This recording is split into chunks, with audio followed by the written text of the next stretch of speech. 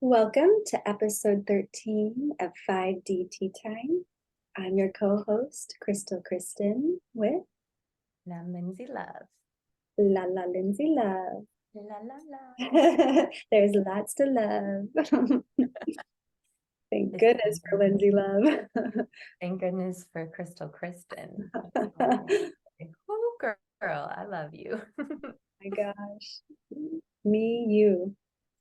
I want to read this. It is tea time, so I got my tea. I'm drinking Digestive Awakening because I had a bellyache earlier. My tea bag says, "Be guided. Listen to the whispers of the universe." Just felt very soothing, calming to me. Yeah, Yeah. as well. Me as well.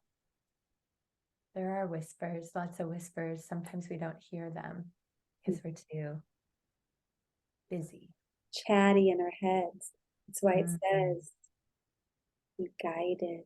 Listen."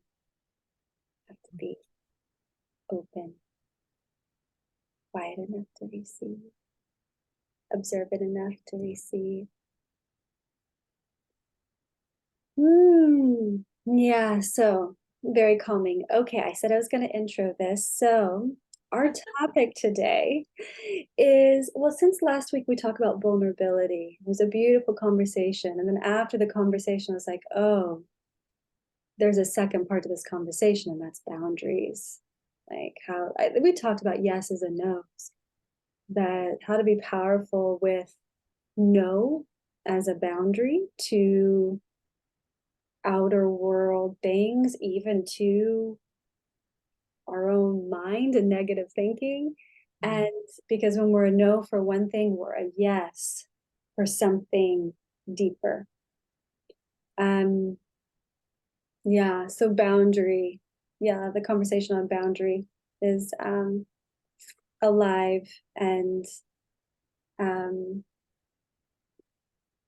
felt like a important follow-up, because with vulnerability, I was like, oh, we don't want to encourage people to just fillet themselves out and just be like, this is me, and just open, vulnerable to just anything and anybody. It's like, oh no, the power of no and protecting ourselves is, yeah, a tool to be exercised with lots of reps. So, Lindsay, boundaries for you. Yeah, how does the power of no serve your power of yes in your Yes. life? Yeah, it's been a big life lesson for me, the power of boundaries and asserting boundaries in a loving way, right? So boundaries don't have to be forceful. They don't have to be, I mean, sometimes they can be, but they don't have to be angry, or they don't have to come from a place of frustration. It's just asserting what's okay for us and what's not okay. And I think this is a journey.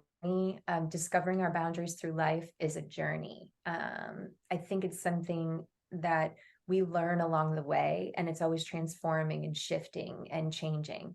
What was okay with us in our 20s might not be okay with us in our 40s. So, as we learn and discover more about ourselves, as we transform and evolve on our life journey, our boundaries shift, our boundaries change.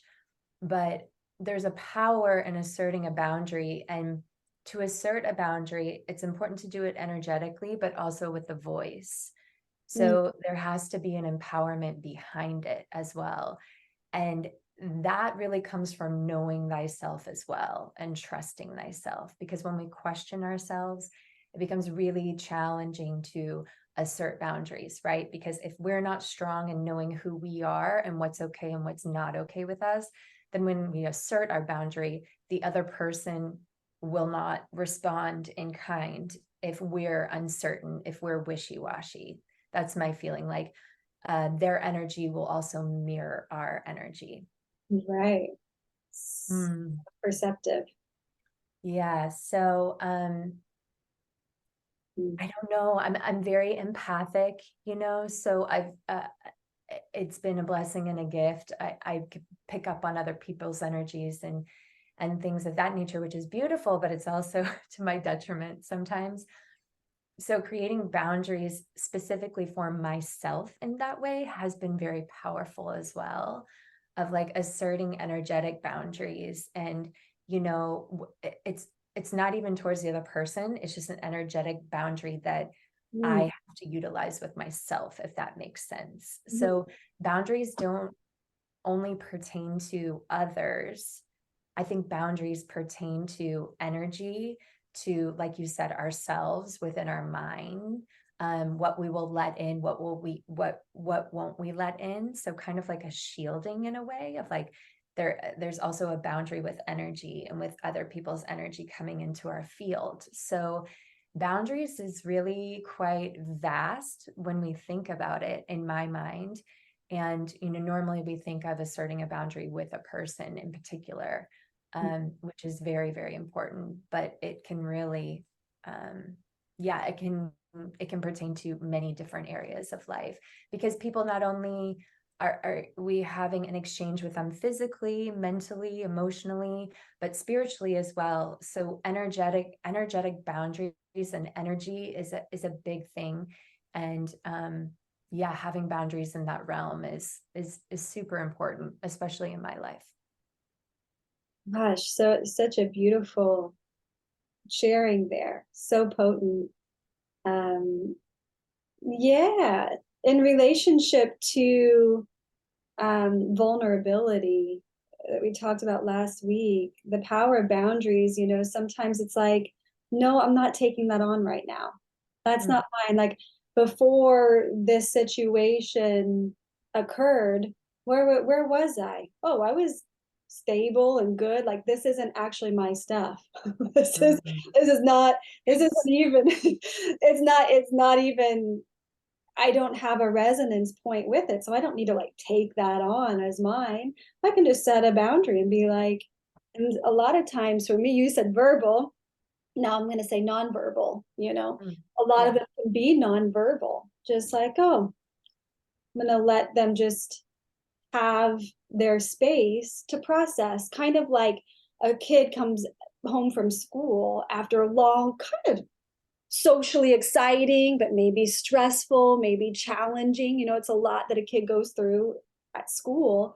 And they come Mm, home and, they might be acting out. It's like, just have a little quiet time in your room to decompress. And you process that a little bit, just to, take your snack and just go have a little space, a little boundary there, it's like, yeah. but we not that we're treating each other like children, but in a sense it's kind of like, oh, just giving people space to just have space to process whatever there is, not taking it Mm, on as our own.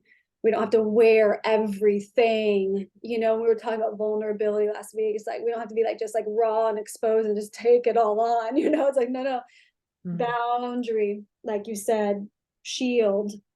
There's a sense that yeah, you can kind of like have compassion.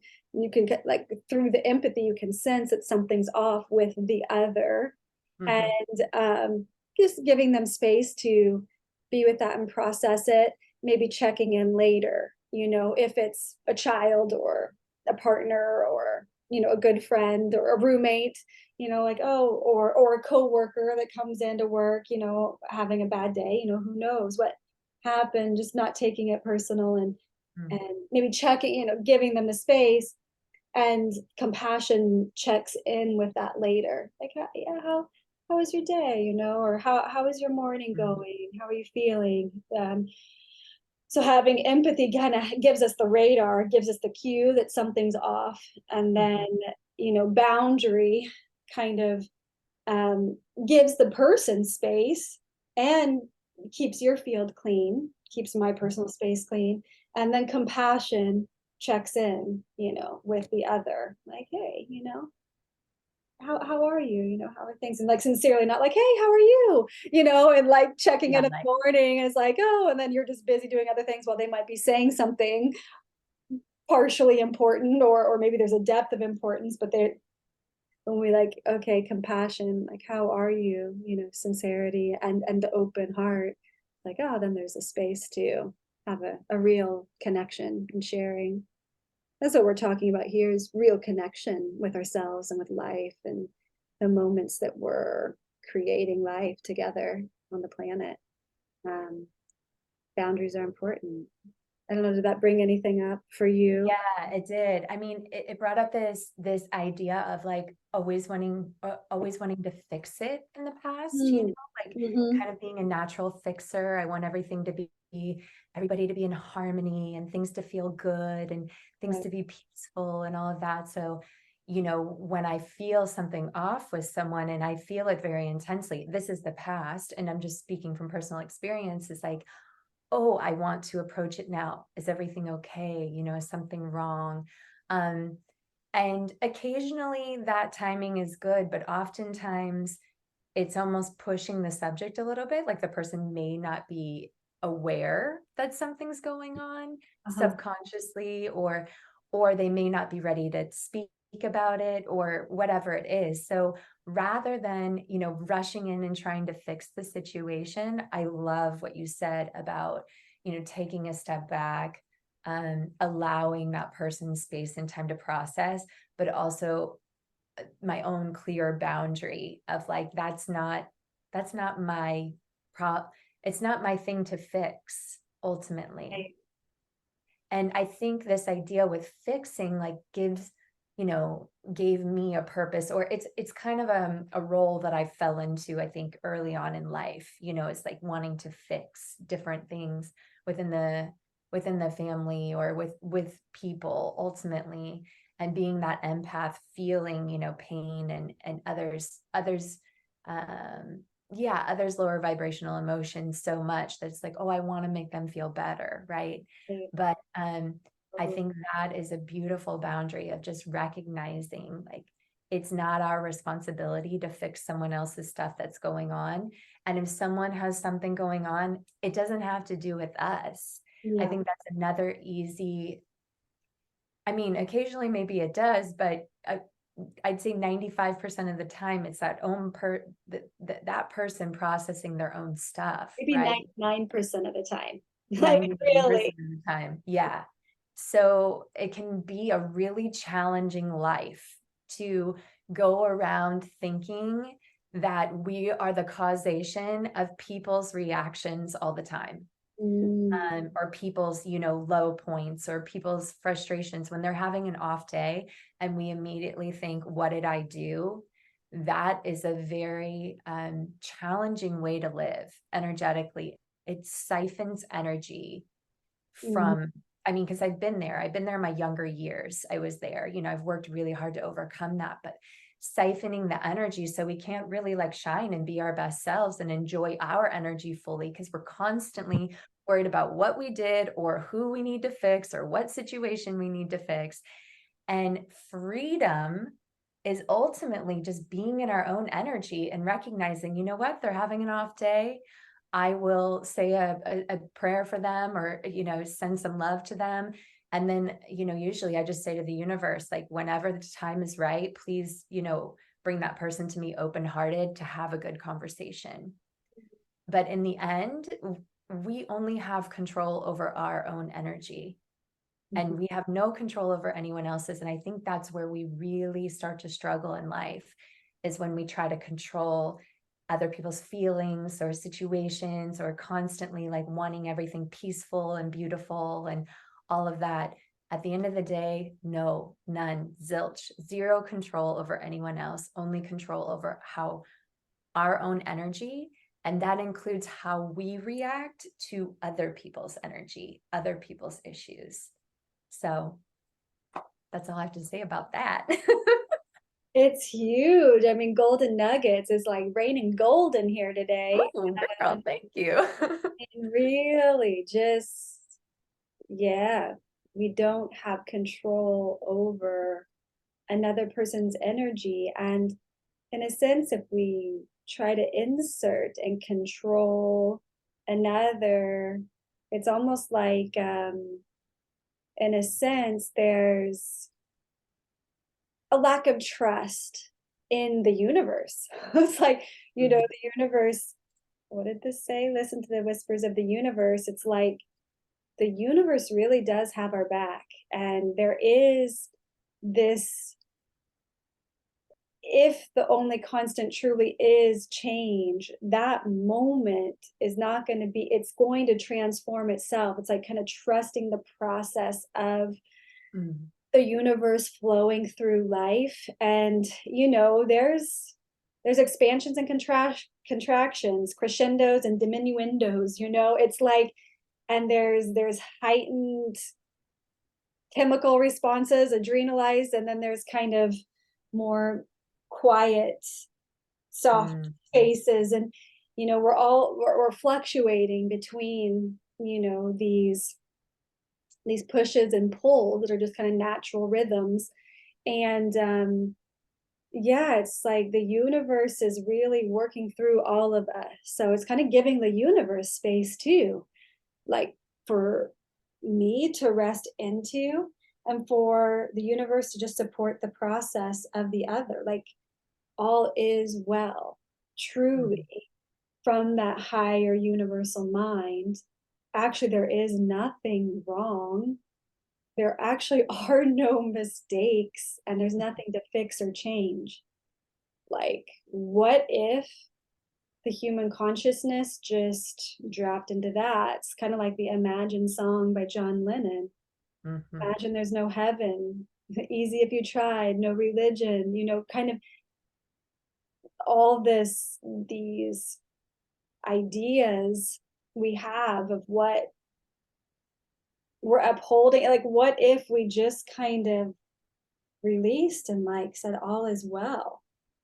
I mean, everything, all the problems would disappear. There wouldn't even be anything to like perceivably fix, because that's actually the truth. But we're yeah, we're all caught in patterns and stuff, and that's the human predicament that we're all maturing through and expanding our consciousness into, to release and shed.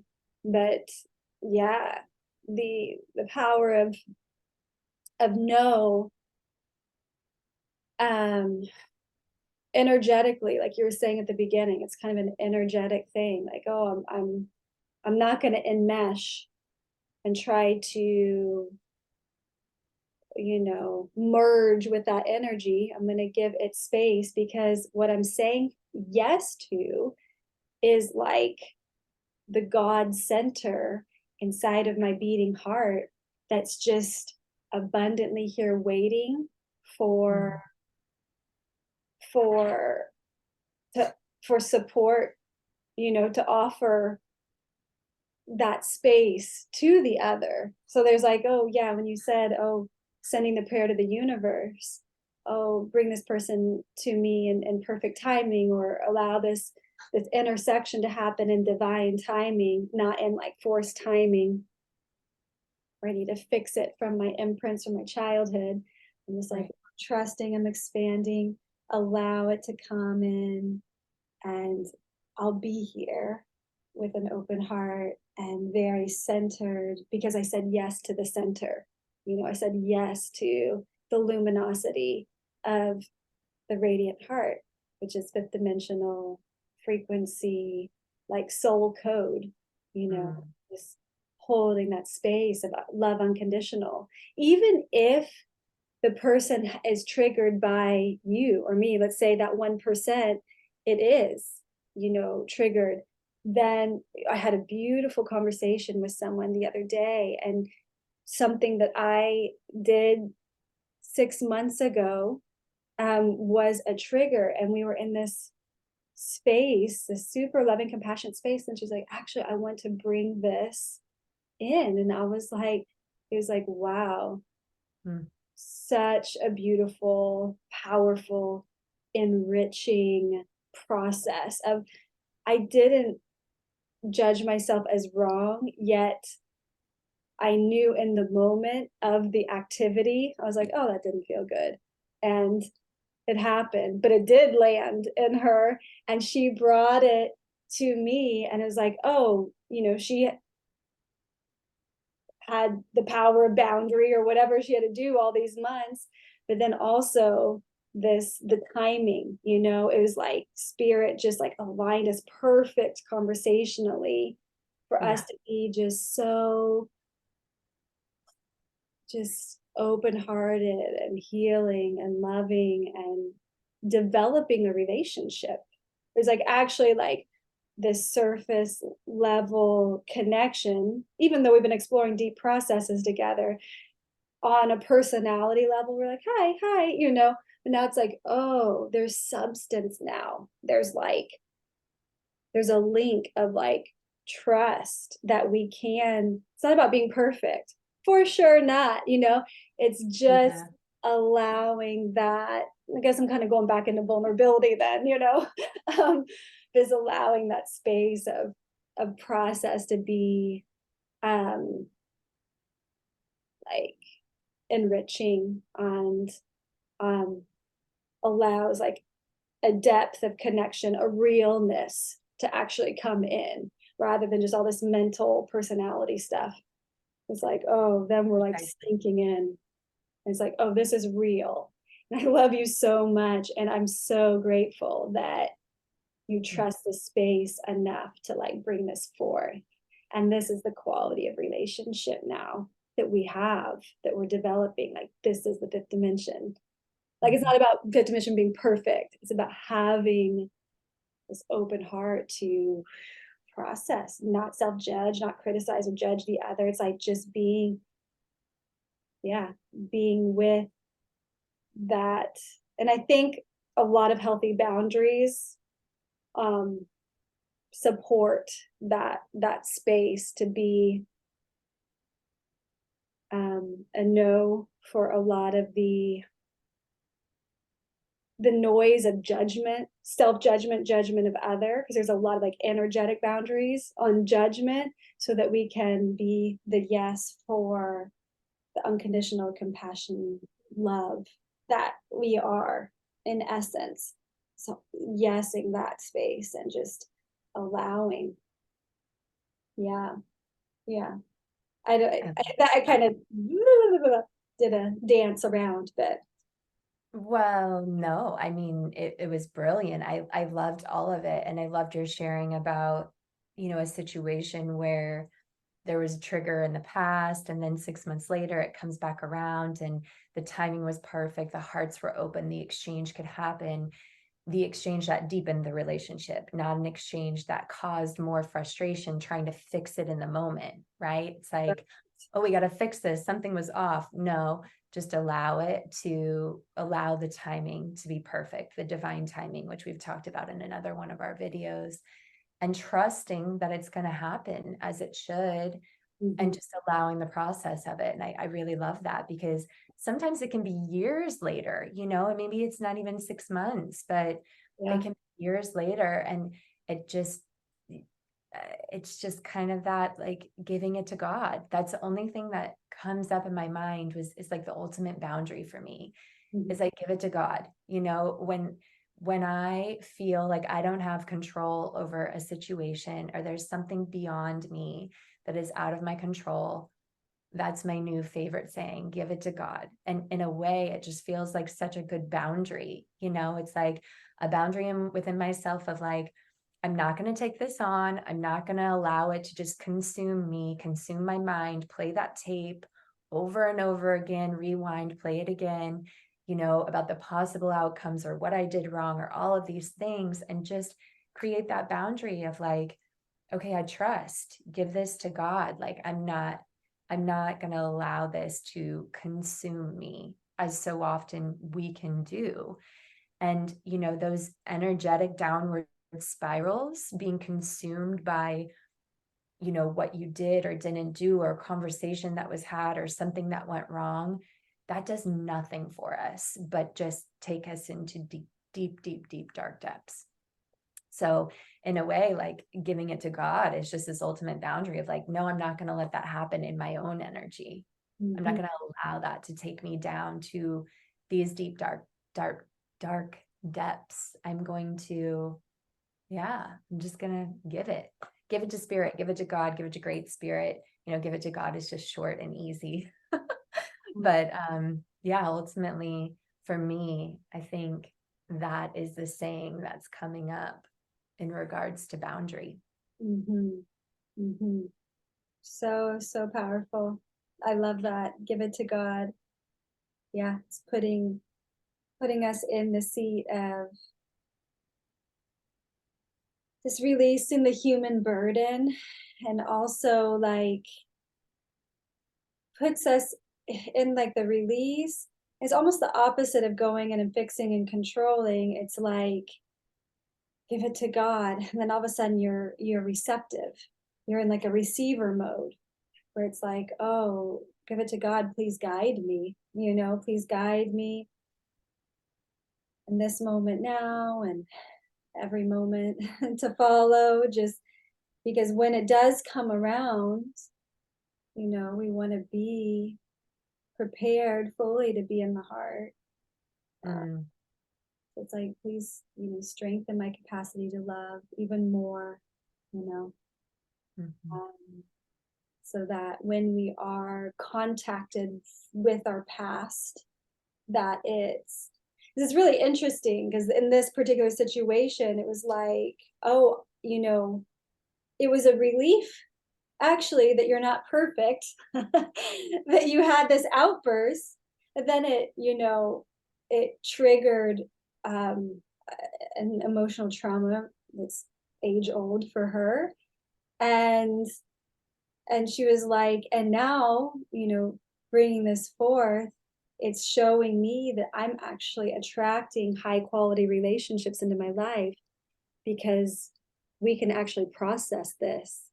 And now, mhm, like, I really trust you, because there's spaciousness for this process to be thorough and like heart engaging, and just honest mhm, and transparent. And it's like kind of, wow, it's heart opening. So it's interesting. It's not a quest for perfectionism, even though speaking well, thinking well, acting well is definitely a daily practice, the four agreements, which mhm. maybe we could talk about next week, the impeccability of the word. And that might be a beautiful thing to bring forth.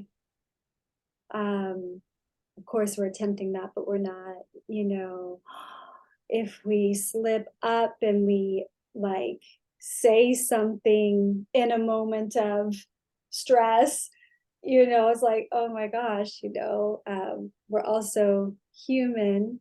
And Mm, that humanness with high quality relationships, it comes back to be processed and released into love, mhm. depth and like real connection. So repeating myself, apologies. No, it's so good. I love that you said release. It comes back to be released into love, Hmm. ultimately.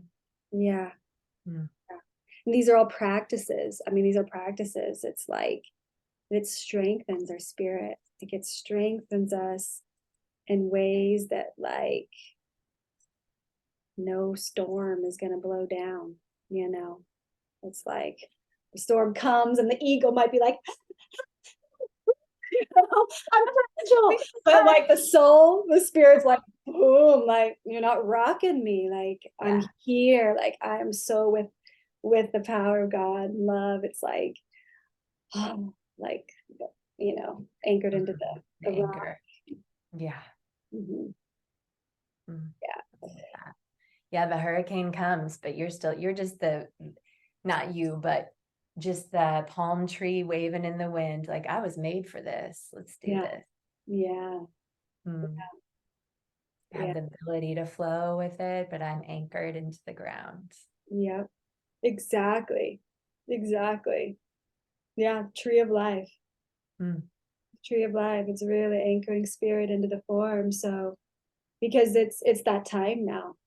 I mm, mean, we're in the storm, we're in the storm on earth. There's massive change and huge awakening. There's so much light hitting the planet. And it's like, are we getting lost and just consumed and absorbent of the stories and society, mhm, because there's a lot of boundary setting. mm. Boundaries, right? To say Yeah. yes to spirit. Ooh, that's a big one. We didn't talk much about that, but yeah. Wow. I mean, yeah, just clear boundaries and what we give our time and our energy to, because those are our most valuable resources. Mhm. Money, okay, that's great. But if we don't have time and energy, we can't make money. If we don't have time and energy, we can't do the things we want to do, can't live vibrantly, vibrant health. So having the boundaries to protect our time and energy are incredibly important and incredibly powerful, especially in this day and age, because there are so many things that just want to siphon, you know. And admittedly, like we volunteer our energy to those things more often than not. So Mhm. really like, yeah, strengthening our boundaries and yeah, becoming and that I think that just comes with knowing who you are, you Mhm. know, and learning more and more about who you are. Yeah. Yeah. So, Yeah. Investing in yourself is the best thing you can do. Investing in yourself and experiences that are going to connect you more and more into you, whether that's investment of time to take the hikes or to go for the swims, or investing in teachers to support your growth, whatever it looks like. mm, Yeah. yeah, so true. So true. Uh, Anything else? I mean, this feels like a really potent conversation again. So grateful. I'm grateful too, girl. Yeah, God, this conversation was perfect. It's exactly like it was just like, yes, this is what I needed today. Yeah. So Yeah. thank you. Thank you so much. Thank you.